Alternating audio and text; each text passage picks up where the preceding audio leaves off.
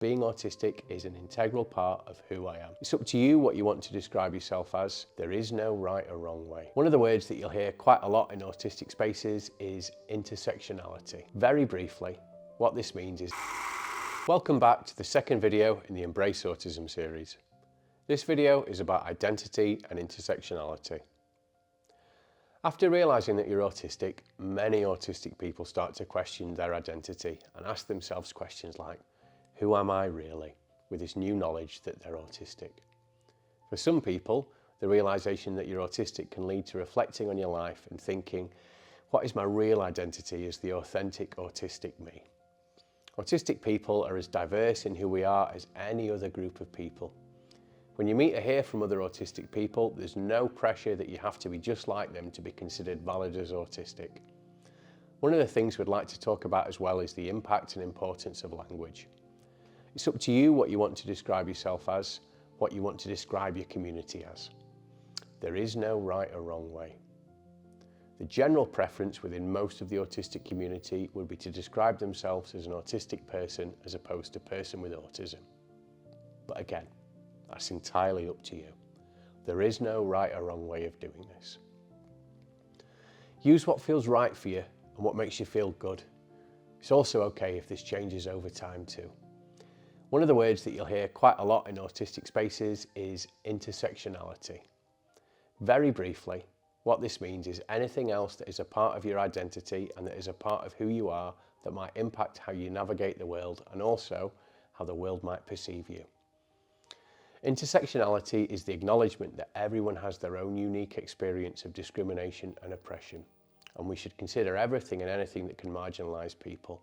Gender, race, class, sexual orientation, physical ability, etc. Looking at your identity and what to do next, from my own experience, had an element of relearning who I was and also reflecting back on my own life with the new knowledge that I was autistic. I found it very helpful to do this with other autistic people. An example of my own intersectionality is I'm also ADHD. This means, in some spaces that I've gone into, for me as an autistic ADHD person, I might look very different to someone that doesn't have ADHD. Again, that's a whole process of making sure that you meet enough autistic people to, in my case, find other autistic people that are ADHD as well. And then you think, that makes sense. I can see myself there. When I've met people that aren't ADHD, as well as being autistic, there has sometimes been communication difficulties or different learning styles. And again, that's the importance of finding your tribe. Quite often it's within these bits where there's crossovers with other communities that you can really start to feel like you've come home. An example of an organisation in Scotland that does some great work on intersectionality is Swan. They support women, girls and non-binary people that are also autistic. There's lots of spaces out there that are available for people to explore their new autistic identity. Hopefully, through starting to think about some of the topics covered in these short videos and meeting more autistic people, maybe going to meetups, maybe starting to immerse yourself more in the world of autism, you'll start to develop a positive sense of self if you don't have one already. Part of that is, certainly from my own journey, it's about acceptance, forgiveness, understanding, and then love. I've reached a point now where if there was a cure for being autistic, which there isn't, but if there was, I would flat refuse it because being autistic is an integral part of who I am. It's been an integral part of any successes that I've had in my life, and it's something that I wouldn't change even if I could. I hope you will all be able to reach that point too. Remember, you might still feel like you don't fit in some autistic spaces. I know I did, and that's okay too.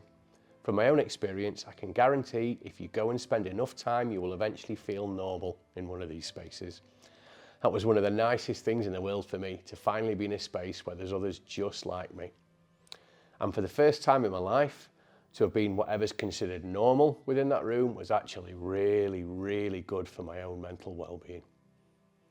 Please check out the links to this video where there's more information in signposting, where you can get signposting to spaces where you can meet other autistic people and find people like you.